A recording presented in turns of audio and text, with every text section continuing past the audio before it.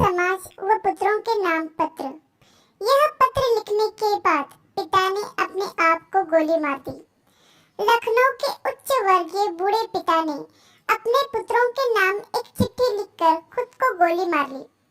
चिट्ठी क्यों लिखी और क्या लिखा, यह जानने से पहले संक्षेप में चिट्ठी लिखने की पृष्ठभूमि जान लेना जरूरी है। पिता सेना में कर्नल के पद से रिटायर हुए। वे लखनऊ के एक पॉश कॉलोनी में अपनी पत्नी के साथ रहते थे। उनके 2 बेटे थे जो अमेरिका में रहते थे। यहाँ यह बताने की जरूरत नहीं है कि माता पिता ने अपने लाडलों को पालने में कोई कोर कसर नहीं रखी। बच्चे सफलता की सीढ़ियाँ चढ़ते गए, पढ़ लिख कर इतने योग्य हो गए कि दुनिया की सबसे नामी गिरामी कॉर्पोरेट कंपनी में उनको नौकरी मिल गई। संयोग से दोनों भाई एक ही देश में लेकिन अलग अलग अपने परिवार के साथ रहते थे।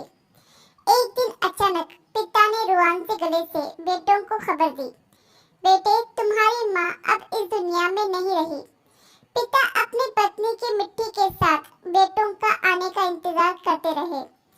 एक दिन बाद छोटा बेटा आया, जिसका घर का नाम चिंटू था। पिता ने पूछा, चिंटू मुन्ना क्यों नहीं आया? मुन्ना यानी बड़ा बेटा। पिता ने कहा कि उसे फोन मिला, पहली उड़ान से आए। धर्मानुसार बड़े बेटे का आना सोच वृद्ध फौजी ने जिद से पकड़ ली थी। छोटे बेटे के मुंह से सच निकल पड़ा। उसने पिता से कहा कि मुन्ना भैया ने कहा माँ की मौत में तुम चले जाओ, पिताजी मरेंगे तो मैं चला जाऊंगा। कर्नल साहब कमरे में अंदर गए, खुद को कई बार संभाला, फिर उन्होंने चंद पंक्तियों का एक पत्र लिखा जो इस प्रकार था। प्रिय बेटों, मैंने और तुम्हारी माँ ने बहुत सारे अरमानों के साथ तुम लोगों को पाला पोसा, दुनिया के सारे सुख दिए, देश दुनिया के बेहतरीन जगहों पर शिक्षा दी। जब तुम्हारी माँ अंतिम सांस ले रही थी तो मैं उसके पास था। वह मरते समय तुम दोनों का चेहरा एक बार देखना चाहती थी। अब तुम दोनों को बाहों में भरकर चूमना चाहती थी। तुम लोग उसके लिए वही मासूम मुन्ना और चिंटू थे।